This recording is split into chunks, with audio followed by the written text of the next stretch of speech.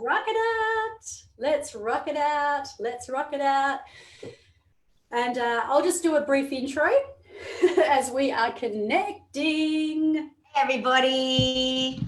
Hey, hi, and welcome to our Facebook Live special edition today.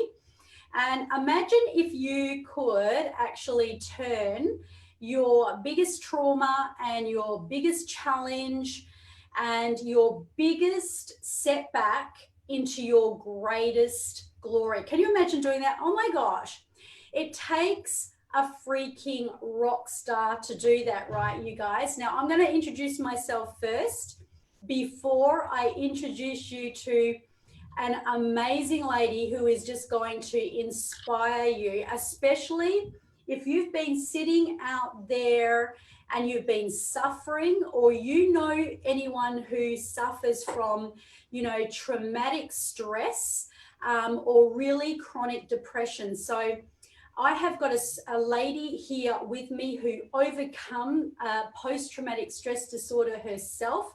She's going to share the journey. She has a lot of very important things in common with myself, and I guess being the one thing that we both do in our lives, and that is world-class coaches. Emma is an international coach. She is a rock star because, let's face it, anyone who can turn their trauma into their, into their greatest launching pad has to be a rock star, right? And, from where I'm standing, I started my journey in 2006, and it began with neuro-linguistic programming. And, I basically, as a nonconformist, went on my journey discovering that one of the greatest things that I was able to do was how to actually eliminate and release people from post-traumatic stress disorder. And I thought I was unusual because I put together many different modalities. I teach them to other coaches. And, just that moment when you think to yourself that you're the only crazy, weird person on the planet Earth doing such a thing. And then you meet a soul sister. You meet someone who aligns with the same thing. So with no further ado, let's introduce to you the woman who overcame trauma, stress, I believe, multiple health issues. And she has become a rock star. She's a coach, she's a healer, and she's an international trainer like myself. And Emma, are you there, girl? Yeah. Hey, guys. So lovely to meet you all. Thanks, Terry. What an intro. Wow, you deserve it. Anybody who has accomplished what you have accomplished deserves it. Thanks, my love. I wish we could be like side by side when we're talking on here. I know, me too. I've got something. There is an issue with my that part of my Zoom. So just bear with us as we are just coming together. Now, we haven't really planned this. So both Emma and I believe in just being completely natural and bringing to our audience what is super important. So firstly, Emma, I'm going to ask you about your story, what you overcame, and, really what you were going through before you became what I call a coaching rock star. I was a mum of two boys, a wife, a housewife. I was the typical housewife of I put myself last. I had 3 part-time jobs just to help my husband and I make ends meet. I was exhausted all the time. I was a huge wine drinker. So every night I would drink wine to numb out my overwhelm. And to be honest, we had guinea pigs, we had a cat, 2 dogs, we had a bird. I put myself below even the guinea pigs. I was I just did. I mean, I was brought up as, you know, darling, you're a female, you put yourself last, you got to make sure you're busy, make sure you're doing this and that. And that's what I did. I was very heavily involved with the school. I was one of those controlling mums. To be honest, I was pretty fucking miserable. That's what I was. I suffered badly from PTSD. Two major events happened to me. When I was 24, I was kidnapped. And then when I was 31, my second son was born 3.5 months premature. And I had terrible PTSD over those two major events that happened in my life. And then Emma, can I ask you a question? Yeah. I fully understand this, and I think for people who suffer from post-traumatic stress disorder, it's really important to understand this. So you talked about how you were at home and, you know, how you put yourself basically at the bottom of the pile. It sounds like you even put the guinea pig above yourself. And, you know, obviously how you were drinking alcohol to numb your pain and you were suffering all these things. Did you know in your mind that the reason for your behavior and maybe your feelings and the triggers that would come up for you is because of what had happened in your past, or were you a little bit oblivious to that? I think during it I was oblivious, but once I healed myself of PTSD and started looking at myself that I could heal myself, I started looking at the pattern. What I was doing was I was numbing myself to the world. So I was way too scared to have 5 minutes to be alone in this head. I was an incredible overthinker, which I think most of us are, by the way. Yeah. It's true. Yeah, so I didn't want to be by myself. So I filled every bit of moment I had, I filled it. I filled every gap. So I either filled it with being busy, doing things for everybody else, or I filled it with drinking and numbing myself out. I just filled it. And with PTSD, PTSD is a hard one. People think that PTSD is 24/7. It's not. One of my PTSDs came up just around my son's birthday, or if I smelt hand sanitizer. Oh, wow. Yeah, the other one came up, and it was if anybody said the word Egypt to me, or the word Santorini, or I saw a photo of Santorini. That was my PTSD. It didn't show up as in fear every time, but I was living 24 hours in fear. Yes, and the reason that I asked you that question is because there are so many people out there, Emma, and I know you know this, that, you know, they're suffering in their life and they may feel like, because time does heal, but the difference between time healing pain that may seem very critical and actually releasing it, which is what Emma's going to talk to you about soon, where you actually dissolve it, not only from your own timeline, past timelines, generational, and you literally heal it. But there are so many people that are suffering out there, and I guess what they're doing is they're kind of doing the things you talked about. They're in this fear-based mentality, and they're having these triggers, but they don't know that they're actually having them. And I guess before I hand over to you, and I want to hear more about your story, because I mean, getting kidnapped at 24, oh my gosh, like that's a box office smash hit movie, right? That everybody wants to go and see.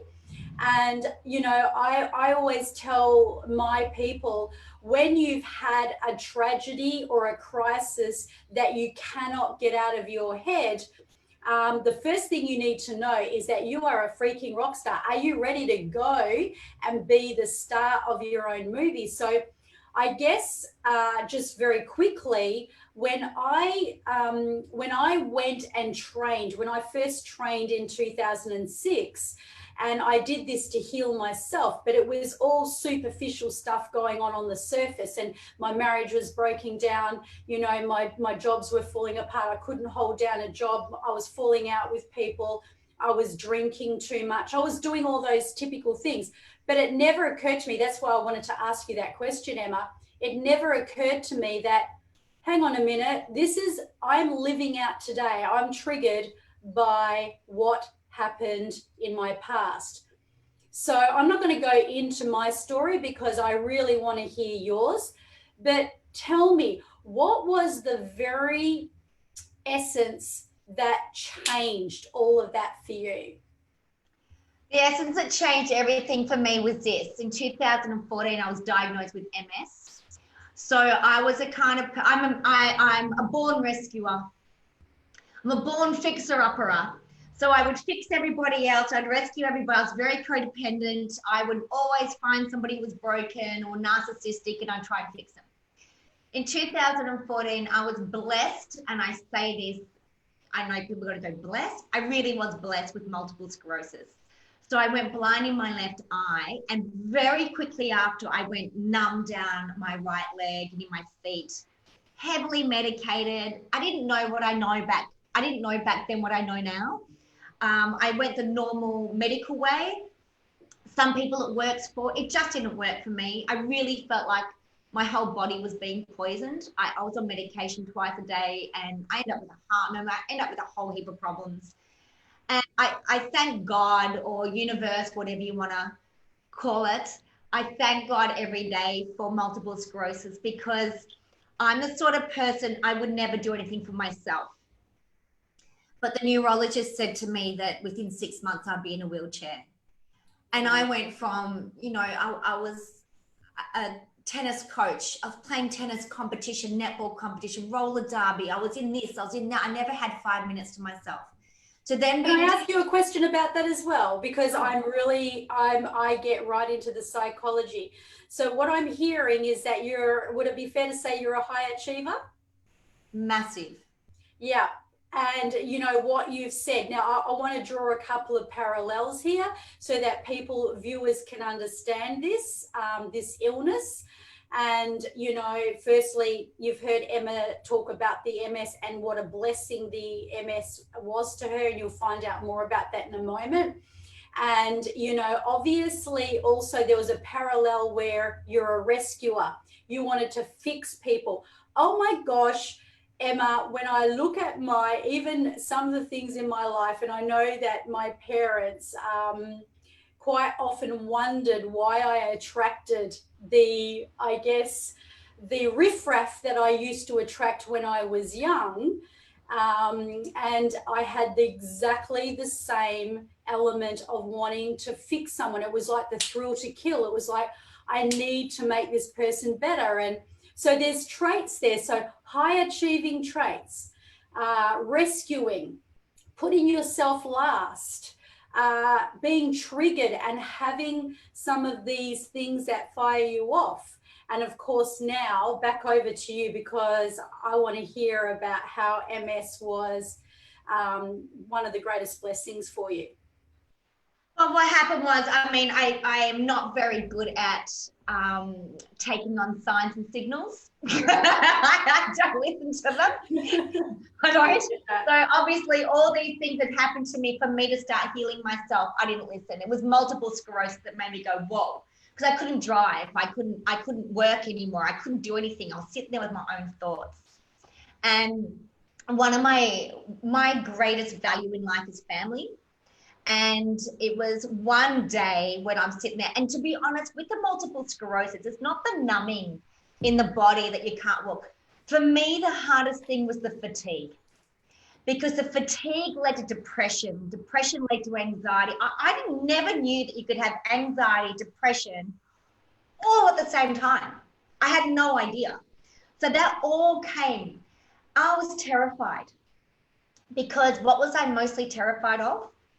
Being alone in my own thoughts. And I had to be. I was there for 3 freaking months. It was horrible. And all this stuff came up that I need to heal, from my childhood, from my kidnapping, from my first marriage, from being this person, so much came up. And that's when my son, I was about 3 months in, I was really not well. And he just put his little hand on my hand. He was about 10. This is Ben. We're watching How to Train Your Dragon, one of our favorite movies. He's now 17, and he just looked at me and goes, Mummy, I love it when you're sick. I was so thrown by that. I was like, what? He goes, you're still. And I went, my God. That's My God. And it's where, you know what, for a woman who I only ever wanted children. I never really wanted the husband. I just wanted kids. I had kids. I'd had them for 9 and 10 years. And what did I do? I missed out on most of it. I was never present. I was so busy. I was busy doing this, busy not doing that, busy thinking what I haven't done, busy thinking what am I going to do. I was never present. I missed out on the first sort of 9 or 10, 11 years of their life. Wow. Can I just pause you there? I mean, now, just because I want to bring this awareness, I just feel so compelled that people out there that are suffering, you're hearing what Emma's saying, and I can relate to this in my past life as well. It's being so busy that you haven't got time to be with your thoughts. You make yourself busy. You're running so fast that you haven't got time to be present. And yet, presence is where the magic is. And I'm sure that you're going to discover exactly how the magic happened in that moment as Emma shifted everything, learned that what I'm picking up from what I'm hearing, and please correct me if I'm not right here, Emma, but I'm hearing that in that moment also that your boy said to you, I love it when you're sick, Mum. And you had that bam moment. That's a classic example of what is the higher purpose for the things that are so bad that happen to people. And when we ask that question, how powerful it is. And yet you discovered that right there when your son said that, right? Yeah. So I decided then that was my moment where I went, I need to do something about myself. So I went back to neurologist. Neurologist said, you'll be in a wheelchair in 6 months. I went, fuck that. It's not going to happen. So I went on a mission to go and heal myself. And you know what? I did. This is the one thing I want to tell you all here. There's one thing I want to tell you about yourselves. Even though I may not know you, I want you to know this. It is safe to be you. It is safe to be still. Now you just need to find out how to do it. And this is what I love about Terry's and my work. So I went on this massive journey. I spent like $65,000 on, personal mentors, learning energy work, learning NLP, hypnotherapy, traveled the world learning modalities and how to heal myself. I did. I don't have MS anymore. I'm completely see out of my eye. I'm completely fine. I'm 100%. In fact, I've never been so freaking good. But what I did was I had all these amazing modalities, and then I created my own modality called Timeline Reset, and which you never have to go back to an event. And you can heal the PTSD, and you can heal the trauma that's sitting in your body. And I kid you not, you don't think that you have to be freaking kidnapped to get PTSD or some major event to have trauma in your body. I've had clients whose dog died when they were 7. It was the only thing that they felt close to who have died. And they've held that trauma in their bodies for 64 years. Yeah. And to be able to release that and let that person be okay with their own space, that is the greatest gift you can give yourself and your family. Oh, yes, because it has such a ripple effect.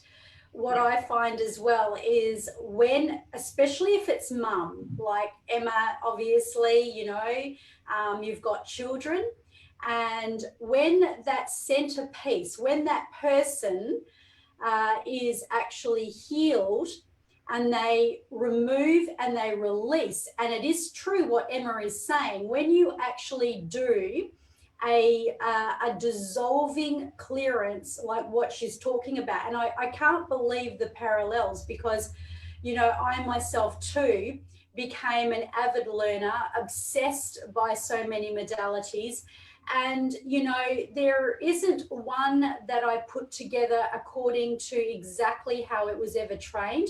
What I did as well was piece together the greatest ways to shift people.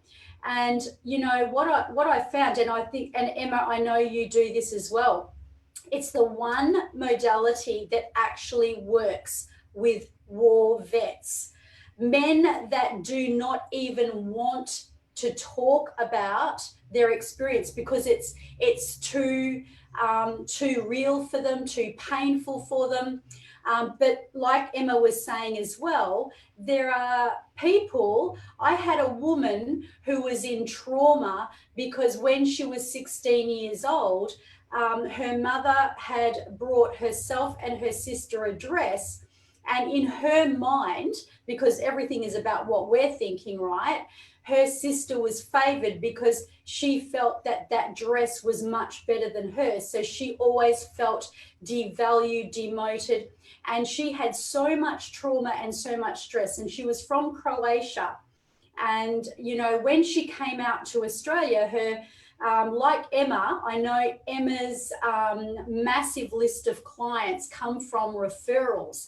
And when you're able to heal people this way, that's what it's about. That's where, you know, mine existed in clinic as well. And in this case, she couldn't speak any English. She didn't have any English. And I thought to myself, how on earth is this woman going to be able to come through this when I can't talk? And, you know, I can't talk to her in her language. And her husband said, it's okay, I'll translate. And I thought, this is going to be very interesting. So we had 3 sessions. And, you know, on the 3rd session, I looked at her face and I was standing up with her and I looked into her eyes and I thought to myself, you can understand me. But this is where the work that Emma and I do is so powerful, because it's the super conscious part of the brain. So just when you thought you had to overthink everything and think about how you're going to do this and remember how you do that, it happens in the moment of presence. It's like when a child walks. They might practice, they might get up, they might wobble, they might fall down. And one day they just get up and eventually they don't even have to think about it. And you know what? On the 4th visit, she didn't need a session with me, and her husband said, I want you to actually work with me today. And I said, what do you want? And he said, I want you to fix my eyes. I want you to fix my ears. I said, I'm not a flaming magician, you know. And he said, yes, you are. My wife speaks English. Now, I'm going to explain what happened here because it demonstrates the brain. So the woman was in so much fear and in so much locked into so much trauma that when she came out to Australia with her husband, they both went and did a school education to speak English. But she was so much in stress and so much in her own trauma that she was blocked. She couldn't move forward. She couldn't think straight. She couldn't, you know, take in the information, but the subconscious mind did. So when all of that trauma was released, and we did find that little part, that element to when she was just a young girl, by the way, when it was all removed, she was clear and everything she'd learnt had come to the forefront of her mind. And it's incredible, isn't it, Emma? I love it. Yeah, I just love what you do, Terry. I just love it. That's one thing that I really want to let everybody know. We're kind of hypnotized into believing that this is how you live with PTSD and trauma. You don't have to live with PTSD. You don't have to live with trauma. You can let it go. It's gone. But you need to be guided through. And how we do it is, I use all the dimensions of the body. Like I use the conscious, the unconscious. I use at a cellular level. I use at a soul level, at an energy level. It doesn't take one way. And I think the best part about it is this. It's like Terry was saying about, you know, you've got the military. In the USA alone, they've got 3 million military being diagnosed with PTSD a year. 3 million a year. Crazy. So what is, everybody knows their problem. You live your problem every freaking day. You think about the problem all day. And what I love about the work that we do, you don't have to visit the problem. There is no solution in that problem.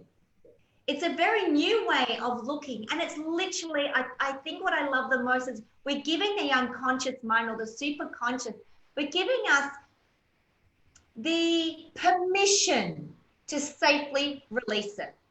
I love that. PTSD, your unconscious mind will hold on to it because it thinks it's keeping you safe.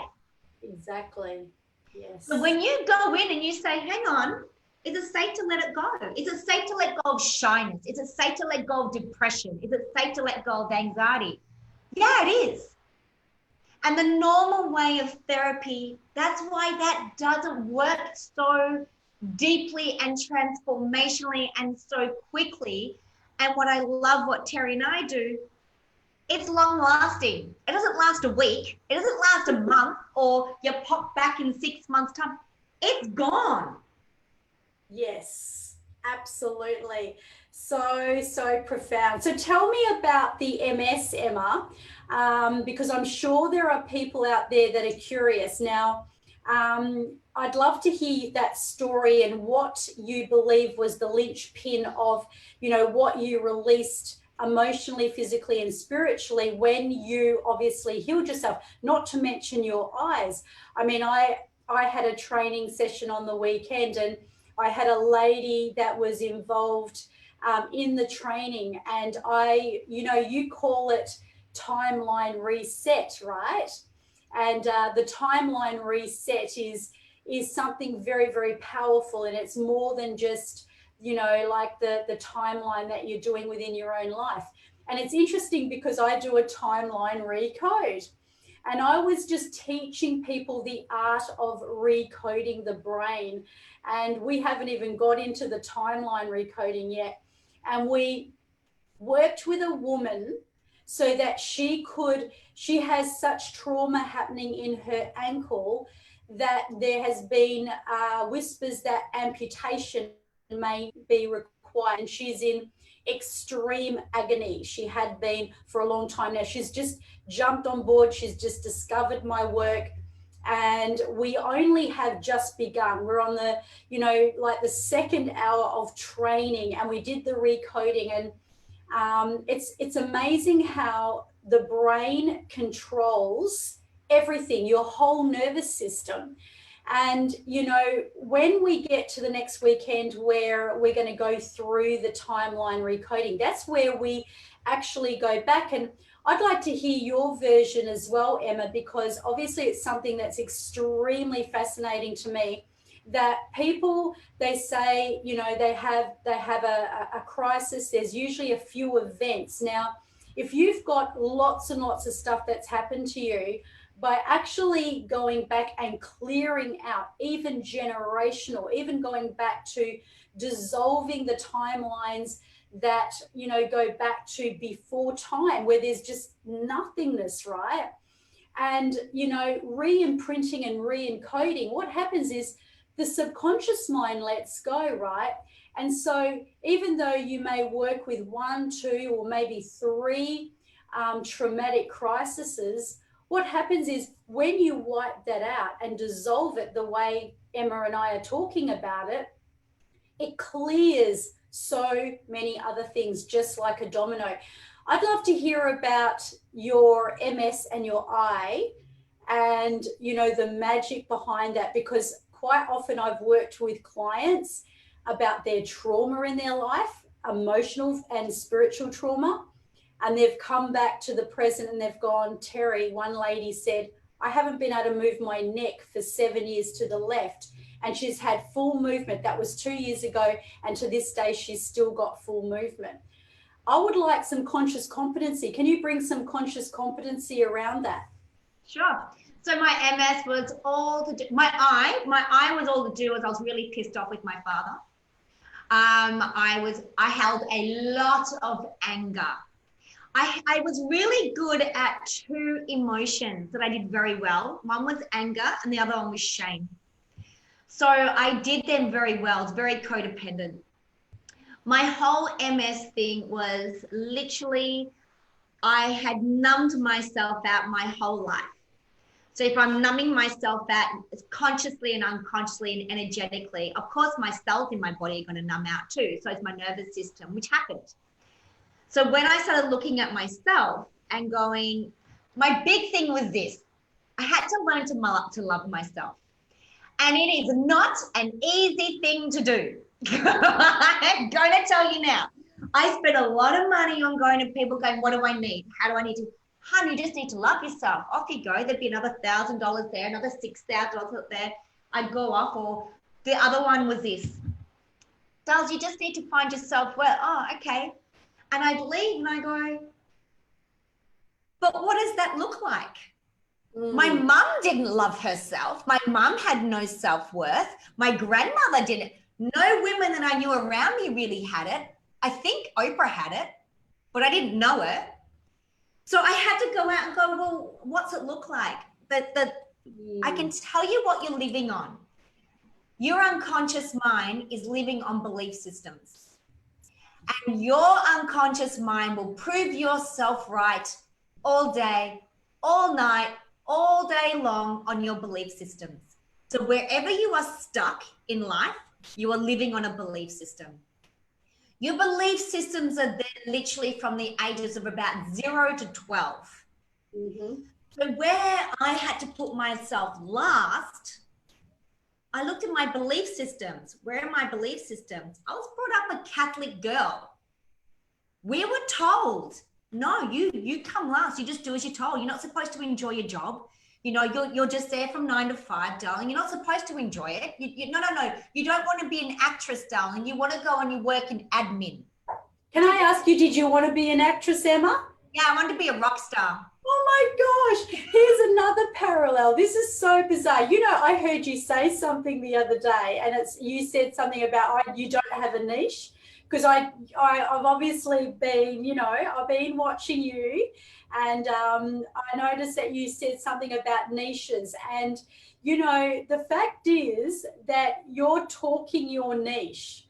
You know, people that want to be rock stars, people that are rescuers, people who are high achievers, people who have had trauma and stress and that are blocked. And see, for me, I didn't quite want to be a rock star, although I spent most of my life between as soon as I could walk and talk and dance and sing, I started entertaining, and I did that from a very, very young age. But I always silently wanted to become famous, like to become an actress or, you know, something like that. And it's interesting, the parallels, because do you know, it's not that common. Not everybody wants to be famous in that way. And even though it may seem like frivolous to talk about this, it's the sort of undergirding things behind our mission.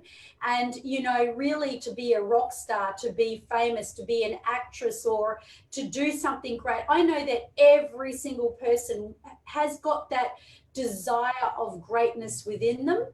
And I have this philosophy that the more hardship and adversity that you've been through, it's sad, and I think you would know this very well, Emma, but so many people will just continue going around and around, not knowing that there's a way out.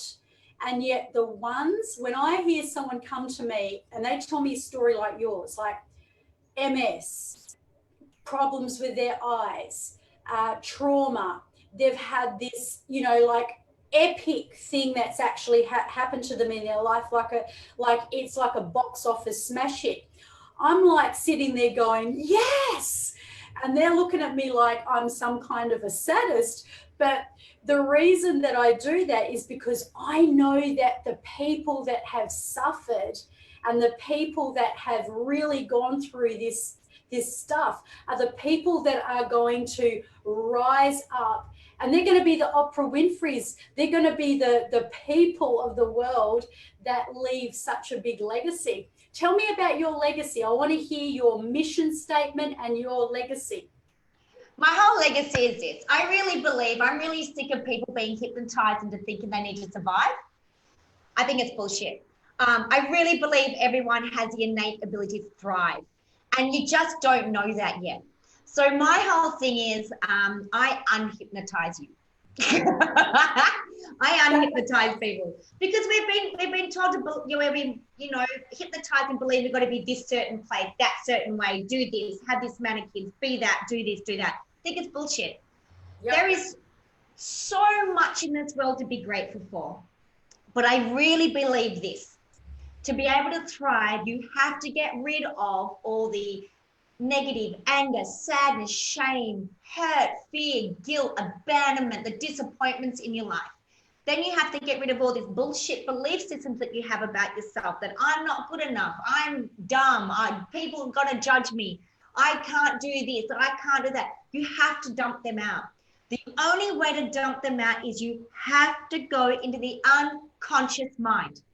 You cannot do it consciously at the 5% because it'll take you 20 freaking years. Exactly. That's where, you know, the old way of healing happens. That's psychiatry, psychology, and counseling. It's a great place for that. I'm not shitting on that. There's a place for it. But if you want to start thriving quickly, like as in this afternoon, then you need to go and see Terry or myself. Or you need to better learn the processes so you can go out and do this for the world, because it's only 2 of us. There's 7.5 billion people in this world, and believe me, they are all holding anger, frustration, shame, guilt, fear, hurt, all of that. Everybody is.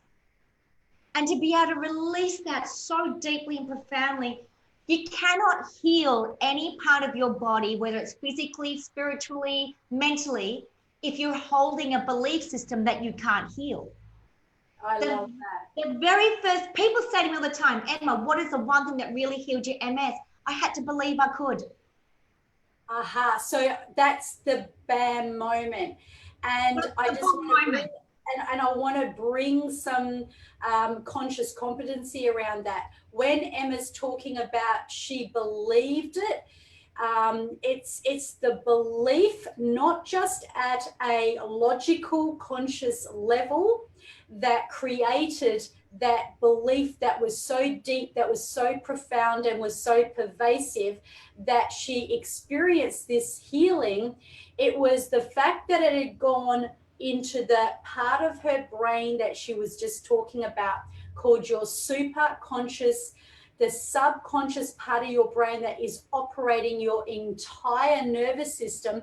And when that part went, yes, that's the healing. So that's a beautiful answer. I just want to bring something else that you've said there that I love as well. And that is, you know, I don't know about you, Emma, but a lot of people find that there's a lot of controversy around hypnosis, and they think, oh, is it mind control? Is it this? Is it that? You know, is it where, you know, oh, I won't go to sleep, I won't do this. And it's interesting how you said that you unhypnotize people. And this is something that I believe is true. When someone says to me, well, I can't be hypnotized, Terry, I say, well, great, that's fantastic. Don't bother about being hypnotized, because your subconscious mind rules the roost. Really what we're doing is we're unpicking things. It's a bit like, I always say, it's like a string on the hem where you've hemmed up, okay? You hemmed up. So hemming it up is where the pattern of that thread goes. And then when you come along and you actually cut it there at the end, and then one in the middle and one over here, this is how I teach timelining. And then you pull that string out, what happens? It drops. And that belief, you change the belief system. So hypnosis, interestingly, is not about hypnotizing people. It's actually changing your belief systems to unhypnotize what has been hypnotizing you. Yeah, 100%. 100%. And, you know, hypnotherapy, people think hypnotherapy is this big woo-woo thing. It's really not. It's like praying. When you pray, that's hypnotherapy. You know, us girls are really good at it. When we're getting dressed in front of the mirror and go, oh my God, look at my cellulite. Oh my God, look at this. You're hypnotizing yourself. Self-talk is hypnotizing. You know, when you just sit there and right now, anybody watching this and you're zoning out, you're hypnotized. You're in a trance. When you drive, you're hypnotized. When you walk, you're hypnotized. It's happening all day. It's just another, like a level of consciousness. It just means you kind of chilled out a little bit. And then it's easy to get through to the critical factor. But how I do things different is this. I don't tell you what to do. That freaks people out. I just ask really great questions. You come up with the question, with the answers. Because I believe this. How would I know how you should live your life? I don't have your belief systems. I don't have your background. I don't have your environment. I don't have your partners. I don't have your kids. I have my own. I've got enough shit going on, right? And that's the difference of it. You come up with everything. So if you're told what to do, is that empowering or disempowering you? Disempowering you. I'm all about self-healing. That's why I call myself an international self-healing coach and trainer. I'm giving you the tools to heal yourself. So you don't have to come and see me for 20 years every month. But I don't want to see you. I want you to come and see me for 4 or 8 sessions and then piss off. You know what I mean? In the most loving way. That's what I want. That's it. And unless they're, of course, unless they're rising and just rising and claiming more and more and more of their power. But it is so true. And I think this is where Anthony Robbins, I didn't quite understand what he meant when he said, I am not your guru. And on the weekend, when a woman kept on remarking on how she couldn't feel pain anymore after we did some training, and of course in the training workshop, people are learning how to do this. I instantly heard Anthony Robbins' words, and it is, I am not your guru. I never did a thing. We ask the right questions. Facilitators are not managers who manage people and tell them what to do. We are leaders who are the light to the world, who ask the right questions because all the divine answers are inside you. That's what I love. That's what I love about this. And we all have this magic in with us. And you think of the minute that we are conceived, of what that little sperm and that egg had to do to find each other at that particular freaking time, at that time, and then thrive, and then come through a birth canal and thrive, and all the crap we've been through. We are born thrivers, but we've been hypnotized into belief we'll just survive. We are thrivers. And then when you remove all that negative, that negative emotions and those limiting beliefs, that's all you can do. Just life goes in flow. It gets really exciting. And it's exciting. The money starts coming in. You feel more joy. You feel better about yourself. You know, sex is better, that's for sure. And you start shitting better too when you get rid of all that crap. Let me tell you, life's much better. Because of your digestion, because it's when something starts working, everything, it becomes like this domino effect. So, I am just so inspired and enthralled. And, what I reckon, Emma, because we're right on nearly coming up for 45 minutes now. And I know I've tagged Emma here. And of course, I would love to perhaps do a workshop with you, Emma, so that we can actually collaborate and invite people to come in and do a workshop training with us. What do you reckon? I would love that. It would be a massive honor. I would love that. I would love that. Thank you. So what about if we plan one? I'll plan it. What I'll do is I will end the live stream. Guys, you've seen and heard Emma's glorious story. You know the work that we do. You do not need to sit where you are, and trauma is relevant to whatever has traumatized you, whether it is something really tangible like what's happened in Emma's life, or whether it is something like I described, the lady that was 16 years old with the dress. It's where you internalized it, it's where you built your beliefs, it's where you built your paradigms. And I guess what we'll do is we'll release that workshop that's going to come to you.